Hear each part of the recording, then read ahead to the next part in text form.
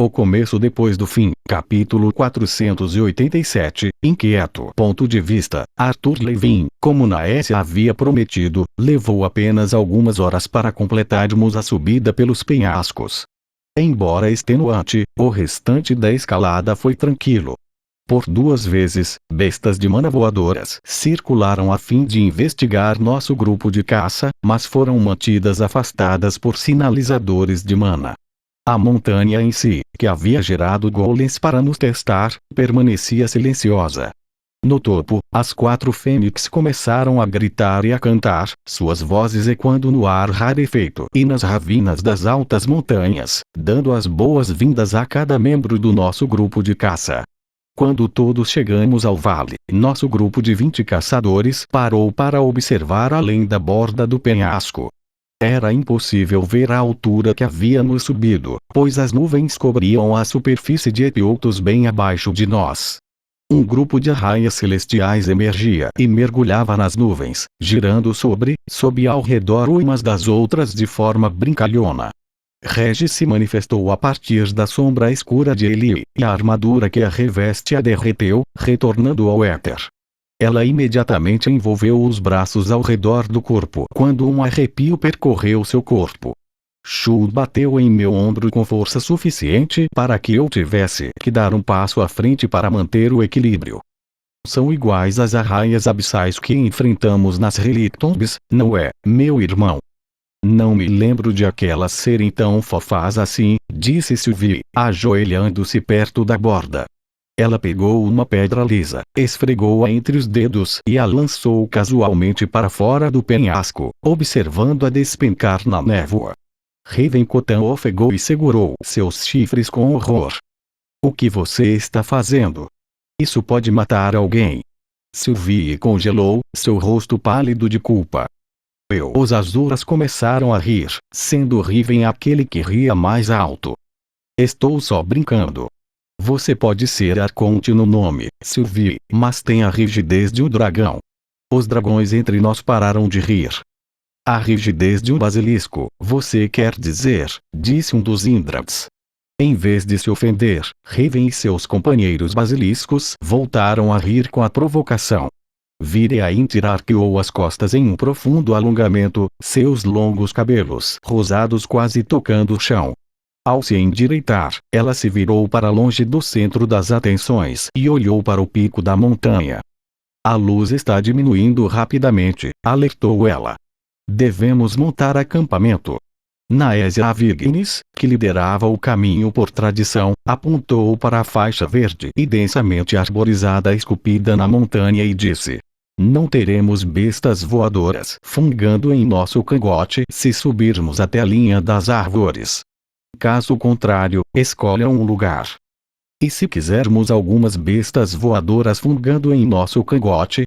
Provocou Regis com uma risada rouca. Então sugiro que faça isso de forma privada atrás de uma árvore para que ninguém o julgue, disse um dos amigos basiliscos de Riven, rindo. As bochechas de Naésia ficaram intensamente vermelhas, e seus olhos de citrino se arregalaram enquanto saltavam entre os membros de nosso grupo de caça. Não foi isso que eu quis dizer, suspirei. Apenas ignore o Regis. Seu constrangimento só vai encorajá-lo. Apesar da exaustiva subida do dia, a maioria dos Azuras começou a correr, competindo pelos melhores lugares e gritando que queriam os melhores espaços primeiro. Shu se juntou a eles, esquecendo-se da própria situação, mas deixei que fosse. O guerreiro sorridente estava em boa companhia enquanto ele e um dos basiliscos se empurravam ombro a ombro, rindo o tempo todo. O restante do meu clã ficou próximo, e tanto Zelina quanto Viria ficaram para trás com seus próprios grupos.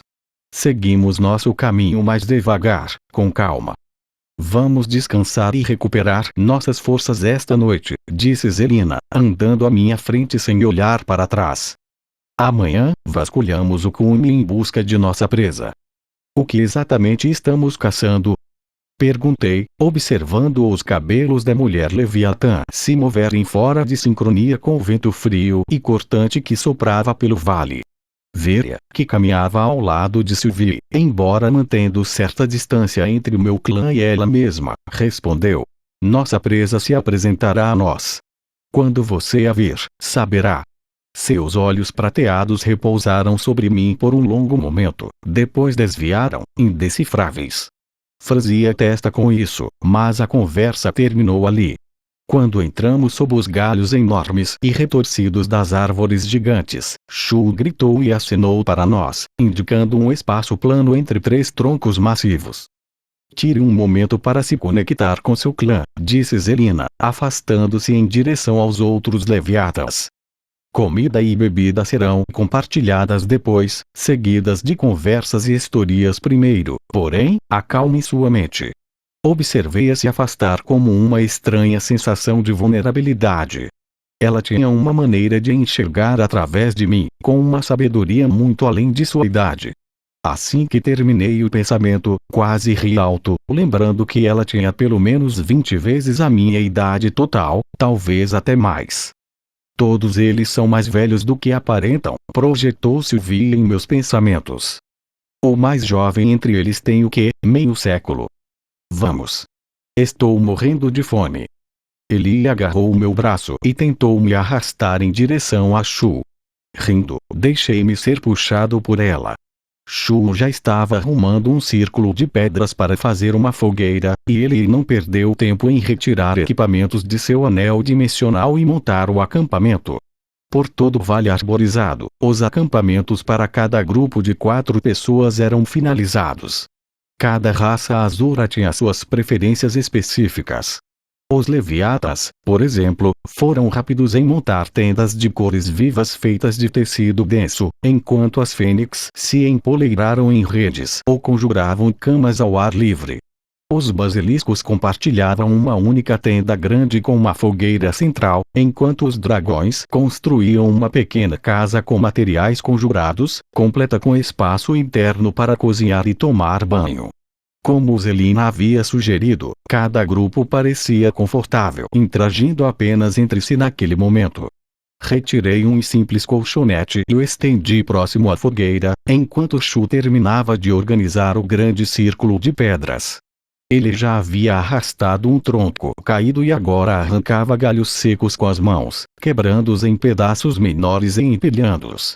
Cantarolava enquanto trabalhava, ocasionalmente sorrindo para si mesmo, então deixei que continuasse sem interrompê-lo. Quando ficou satisfeito com a pilha, Shu invocou sua arma. Chamas surgiram da cabeça arredondada e rachada, como um tocha, e ele a enfiou na madeira. Ele pegou imediatamente, subindo a 3 metros de altura. Acima, as árvores farfalharam ao se inclinarem em direção ao calor, deixando cair algumas folhas amarelas. Entre elas havia flores marrons que exalavam um aroma doce e sonolento. Flores do sonho, disse Shu, percebendo meu olhar para a copa. Essas flores fazem um chá forte e bom, ou pelo menos foi o que aprendi no santuário. Nunca tinha visto uma antes de hoje. Dizem que descansar sob elas faz você dormir como um morto. Tão morto, na verdade, que alguns nunca acordam. Até ouvi uma história sobre um jovem guerreiro fênix que foi devorado vivo por uma besta enquanto dormia. Dei uma risada sombria. Talvez devêssemos montar guarda para garantir que ninguém durma até a morte. Sylvie olhou de sua pequena e confortável tenda para a árvore acima, coberta pelas flores marrons. Talvez devêssemos descer um pouco mais a encosta, sugeriu. Regis olhou para cima, de onde estava farejando o acampamento. Não se preocupe, Milady, eu garanto que seu sono de beleza não será interrompido. Sylvie bufou e jogou um punhado de folhas amarelas caídas nele. Ao se acomodar no colchonete próximo à fogueira alta, ele envolveu os braços ao redor de si mesma, tremendo. Esse vento é como facas através dessas roupas suadas. Lançando-me um olhar suplicante, acrescentou. Talvez eu pudesse ter aquela armadura de novo. Só para me aquecer. Atrás dela, houve um leve estalo, e Bo apareceu como se tivesse surgido do nada. Ele soltou um grunhido profundo e encostou-se em minha irmã, deitando-se atrás dela. Ele se inclinou para trás, pressionando-se contra sua pelagem. Ah, assim está melhor. Obrigada por esperar, Bo. Acho que você não teria gostado dessa escalada. Ela cheirou sob o braço e fez uma careta. Talvez eu precise pedir emprestado o banho dos dragões também. Porque nenhum de vocês sua tanto assim. Bo soltou outro grunhido de concordância, fazendo Sylvie e eu rirmos. Azuras não suam, maninha. Espera, sério? Ela me lançou um olhar incerto. Os fabricantes de perfumes e sabonetes deste mundo estariam fálidos se isso fosse verdade. Todos nos viramos para ver Viria se aproximando com uma cesta. Ela havia trocado os calções e as roupas de couro com os quais havia subido e agora usava um vestido simples com capuz azul petróleo e cinza. Na cesta, havia alguns pães redondos e vários potes de vidro que tilintavam a cada passo. Um presente do clã Intira. Preparado por minha mãe pessoalmente. Ela estendeu a cesta com ambas as mãos. Recebi o presente com o mesmo respeito.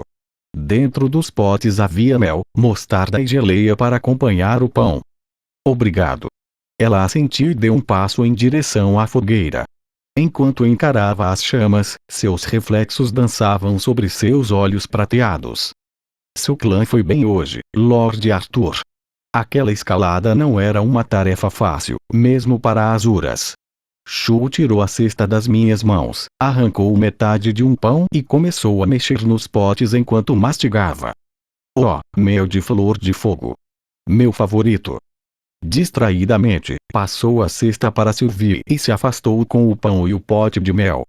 Não te culparia se isso tudo parecesse uma encenação para você, comentei, respondendo à observação de Viria. Não vou fingir que consigo ver os acontecimentos pelos seus olhos. Sua mão direita estendeu-se à frente, como um ato inconsciente. As chamas fluíam ao redor de seus dedos, o calor torcendo-se e desviando para não queimá-la. Não vejo dessa forma. Pelo menos, é empolgante. Havia um tremor em sua voz, e percebi, de repente, que esta nobre dragão estava nervosa. Esta é a primeira vez na minha vida que experimento uma mudança real em Epiotos. Talvez aqueles que se lembram da rebelião de Agrona tenham vivido algo assim. Não foi tão glorioso quanto parece, confie em mim, disse Riven emergindo das sombras ao redor da fogueira. Claro que não, respondeu Viria rapidamente. Não quis dizer que foi uma época de boas mudanças. Violência entre Azuras nunca é bom para Epiotos. Ei! Um grito veio de outra fogueira. Passos largos esmagaram folhas secas no escuro, e então Naésia apareceu. Seus cabelos cinzas como fumaça caíam em uma juba selvagem, soltos de suas tranças. Concordamos em não importunar o grande Lorde sobre você sabe quem até todos estarem incomodados. Você sabe quem? Perguntei.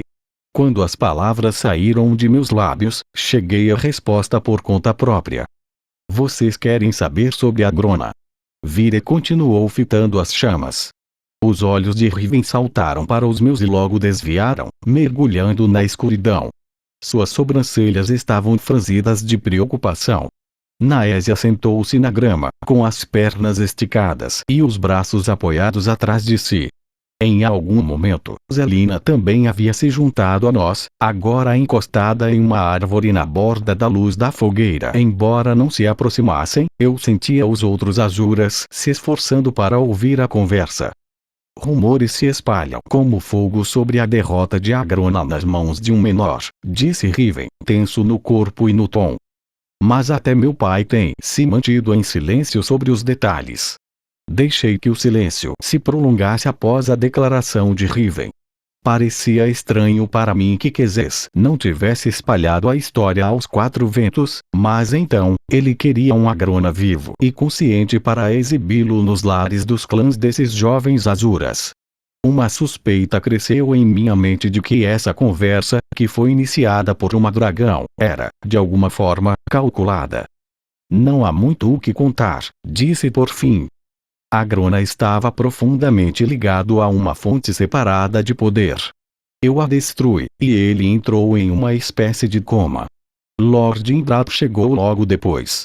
Agrona e eu nem mesmo lutamos. Ah! O rosto de Riven caiu. Era claro que ele esperava, ou talvez desejava, uma história mais grandiosa. Enquanto os outros pareciam apenas curiosos sobre Agrona, havia algo na expressão de Riven que mostrava um envolvimento mais pessoal. Ele havia mencionado que seus irmãos mais velhos morreram lutando contra o clã Vritra. Eu também sabia que a raça basilisco sofreu muito após a deserção de Agrona para a Lácrea. Não pude deixar de me perguntar se ver Agrona receber uma punição mais pública realmente ajudaria o jovem basilisco ou apenas reabriria feridas antigas. Você foi impressionante hoje, Lady Eleanor, disse Zelina, com um tom que sugeria estar deliberadamente mudando o assunto. Sua magia é realmente interessante, acrescentou Virya.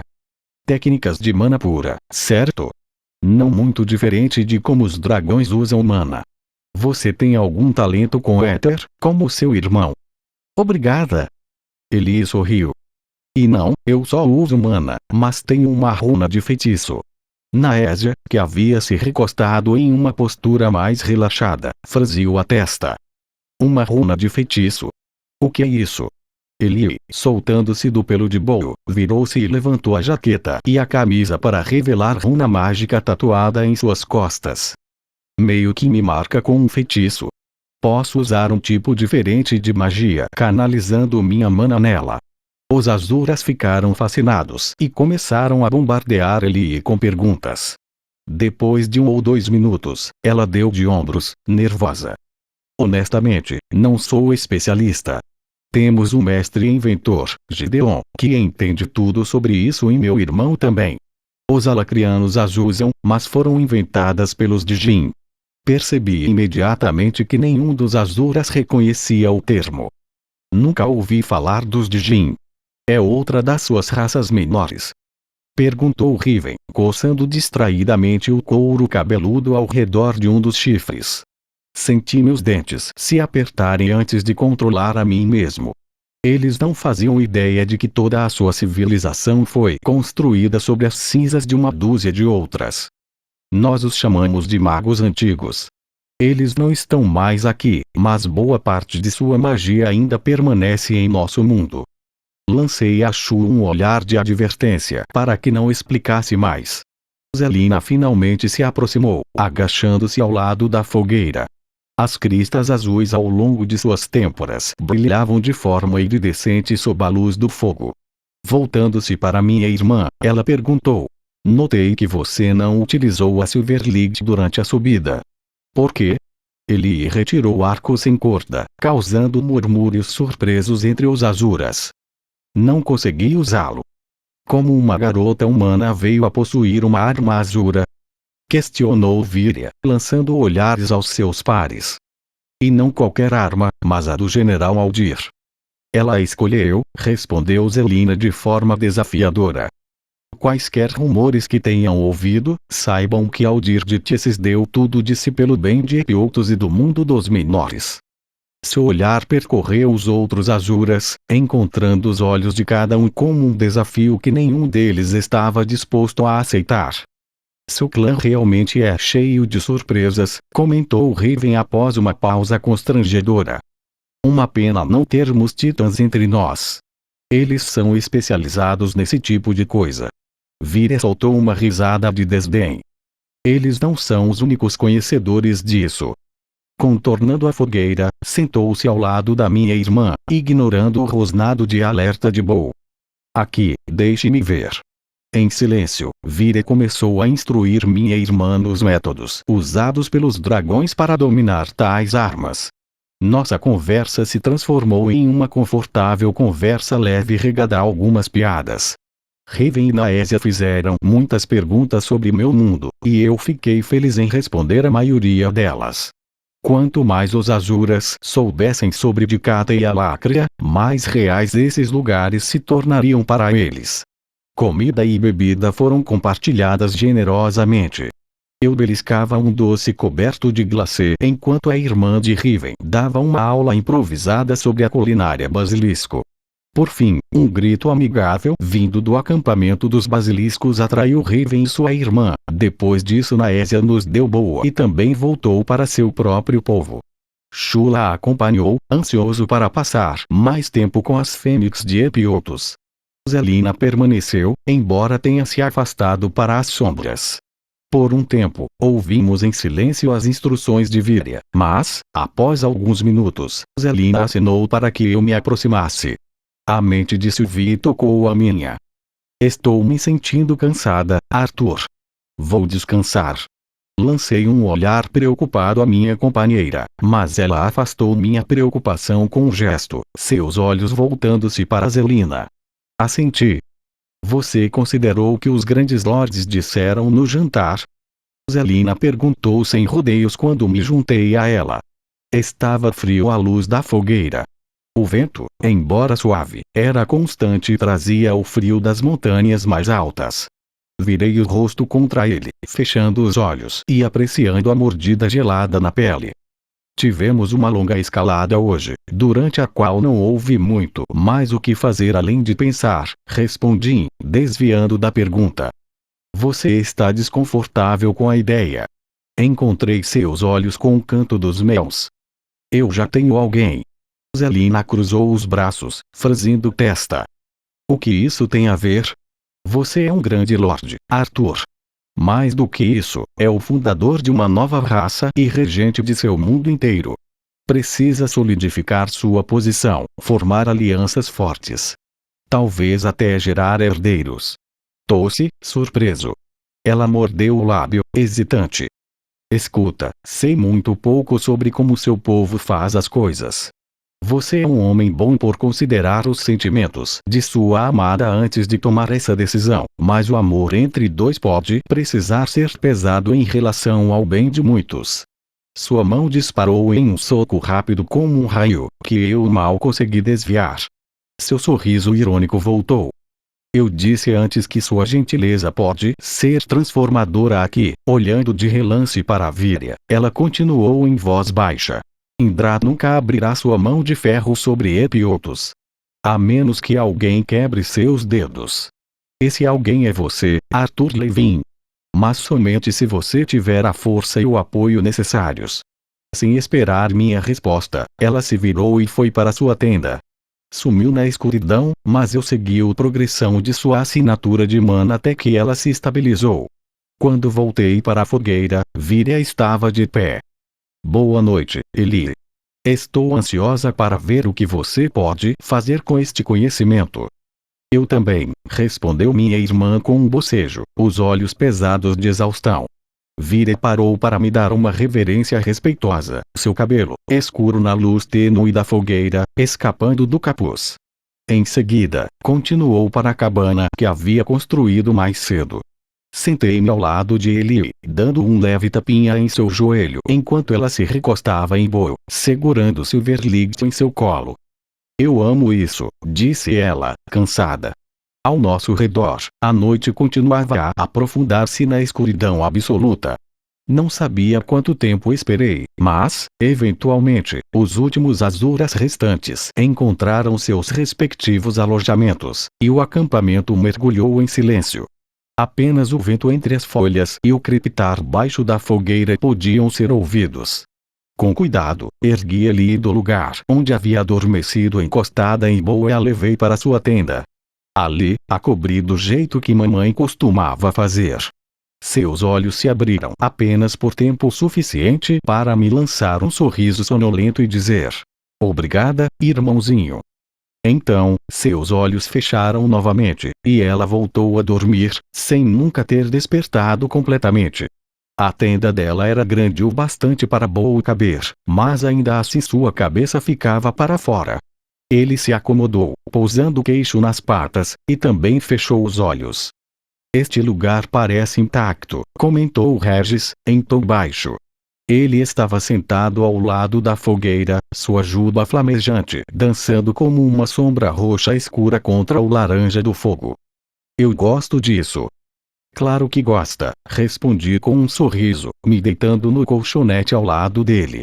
Percebendo seus pensamentos dispersos, dei um tapinha em suas costas, sob as chamas. Você está inquieto. Está tudo bem, vá. Não pretendo dormir esta noite. Ficarei de vigia. Ele virou-se para mim, a língua de fora. Havia um brilho selvagem em seus olhos. Tem certeza? Já faz algum tempo que não saímos juntos para fazer besteira. Sorri, empurrando-o de leve. Vivemos na cabeça um do outro, Regis. Ele se levantou e correu para a escuridão, quase vibrando de necessidade por liberdade. Só pense coisas bem alarmantes se precisar de mim, disse ele, enquanto sua mente conectada gradualmente se apagava na minha. Ele estava certo sobre a montanha parecer indomada. Mas era mais do que isso. Podia sentir a borda entre Epiotos e o reino etéreo. Não era visível, como em Eclésia, mas isso tornava tudo mais real, como se, ao alcançar o cume, eu pudesse tocar o limite do mundo. Meus olhos se fecharam. Dentro da penumbra da minha própria mente, deixei a sensação daquela magia atmosférica me envolver. Ativei o Real Meart, ampliando minha percepção da mana pelo éter. Em seguida, o gâmbito do rei entrou em ação, fragmentando minha mente consciente em centenas de pensamentos paralelos. Uma única linha de raciocínio surgiu com clareza à frente. Como alguém pode viver centenas de anos e ainda agir como um adolescente? Era uma pergunta retórica. Maturidade dependia de necessidade, não apenas de idade. E enxergar os Azuras sob a ótica da experiência humana era, na maior parte, inútil. Na maior parte, mas não totalmente. Com base no que tinha visto e ouvido desses jovens nobres Azuras, surgia outra pergunta mais importante. Como uma criança pode crescer em maturidade se nada é exigido dela?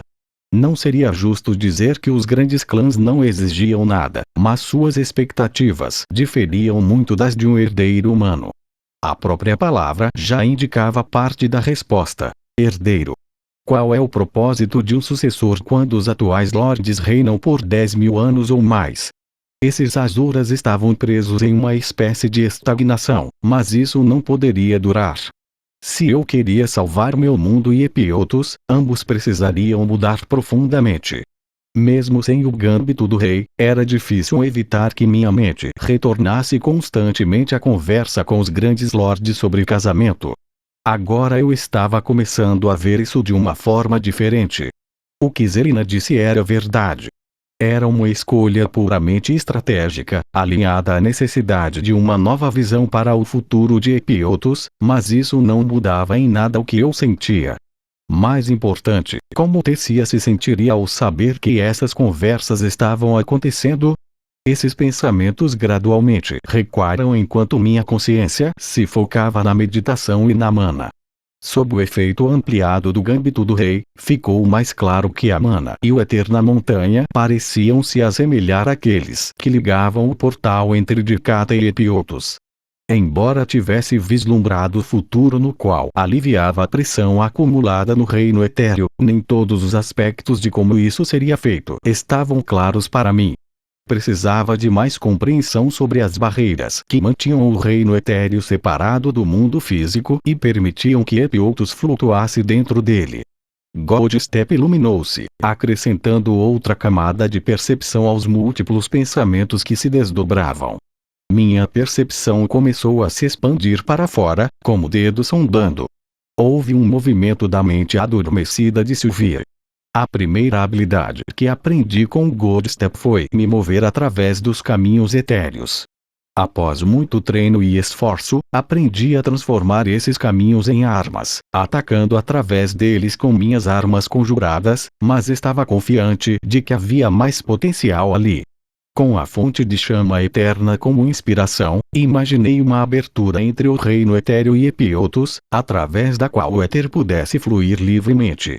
No coração da fogueira do acampamento, os dedos da minha consciência alcançaram um dos pontos infinitamente interconectados. Foi um esforço desajeitado. Como um reflexo instintivo, comecei a atravessar os caminhos etéreos enquanto simultaneamente tentava me conter. O resultado: nada aconteceu no início. Redirecionando uma parte do foco para os ramos dispersos da minha consciência, apertei meu controle sobre o poder da runa divina e minha manipulação hesitante dela. O éter atmosférico começou a se mover. Era apenas um filete, mas o ponto de conexão agora emitia éter. Luz roxa começou a girar entre as chamas alaranjadas. Puxei com força, e a fogueira brilhou em violeta. Uma garra rasgou minha concentração.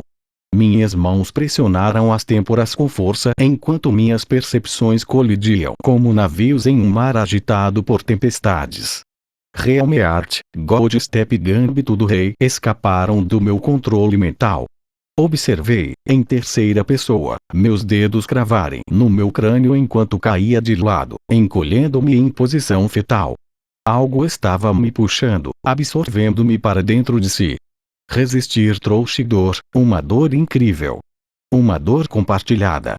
Sem palavras, Sylvie tentava alcançar a mim, a Regis, a qualquer um que pudesse ouvir e responder. Eu relaxei, finalmente compreendendo. A dor diminuiu, e me vi deslizando cada vez mais rápido pela conexão entre nossas mentes. De repente, estava de volta à costa perto de Eclésia. Todo o céu era um turbilhão de preto profundo e roxo escuro. Eu não era eu mesmo. Em vez disso, era um passageiro nos olhos de Sylvie. Ela estava em pé sobre a superfície da água imóvel, olhando para o horizonte onde Epiotos se misturava ao reino etéreo. Sylvie. O que está acontecendo? Não houve resposta. Seu foco começou a estreitar-se enquanto olhava para seus próprios pés. O reflexo de Sylvie na água estava virado na direção errada. Debaixo da água, aqueles braços, não eram um reflexo, agitavam-se enquanto tentavam nadar para a superfície. A cada movimento, porém, afundavam mais. Lentamente, como se estivesse em transe, a Sylvie que estava de pé sobre a água se abaixou. Sua mão passou facilmente pela superfície. A Sylvie debaixo d'água agarrou sua mão e foi puxada para cima. No entanto, a figura que emergiu não era o reflexo de Sylvie. Diante de nós, com a mão de Sylvie presa na sua, estava Agrona. Ele usava calças escuras e uma camisa preta com detalhes dourados e carmesim. Correntes douradas e ornamentos com joias pendiam de seus chifres. Um sorriso reluzia em seus olhos vermelhos. O que é isso? Perguntou Sylvie, com a voz vazia. Um sonho. Uma visão. Não pode ser. Você foi derrotado. A única resposta de Agrona foi um sorriso irônico e cheio de significado. Isso não é nada. Apenas produto de uma mente cansada e estressada, Sylvie disse para si mesma. Seus olhos fecharam, mas eu ainda podia ver. Acorde. A costa, o oceano, Sylvie e Agrona se dissolveram. Eu estava de volta ao meu colchonete, sob as flores dos sonhos. Sylvie, você está bem? Estou bem, respondeu ela imediatamente. Você viu também? Confirmei que sim. Talvez fossem apenas as flores, como disse Shu. E, talvez, sentei-me e olhei para sua tenda, que estava fechada, impedindo-me de vê-la. Você está preocupada. Foi diferente da visão sobre os gliders, mas não parecia um sonho. Você tem muita coisa na cabeça, ofereci em consolo. Todo esse papo sobre Agrona hoje claramente trouxe algo à tona. Está tudo bem, seja o que for. Ainda me preocupo, às vezes, admitiu após alguns segundos. Ele implantou aquele feitiço em mim. Podia tomar meu corpo. Nunca entendemos completamente o porquê ou como. Acho que só me preocupo que ele possa ter te corrompido de alguma forma. Completei, sentindo um medo emanando dela. Sou filha dele, Arthur. Há mais dele em mim do que apenas sua magia experimental. Acho que talvez eu só quisesse ter conseguido mais respostas antes que ele, você sabe. Não respondi, mas não era necessário. Ela sabia como eu me sentia. Desculpe. Estou cansada. Vou tentar voltar a dormir. Mordendo o lábio, desejei boa noite a meu vínculo. Meus sentidos permaneceram em sua aura até que eu a senti se acalmar enquanto ela finalmente mergulhava novamente no sono. Minha mente, no entanto, estava inquieta demais para retornar à meditação. Em vez disso, ponderei nossas opções à luz tênue de minha coroa dourada.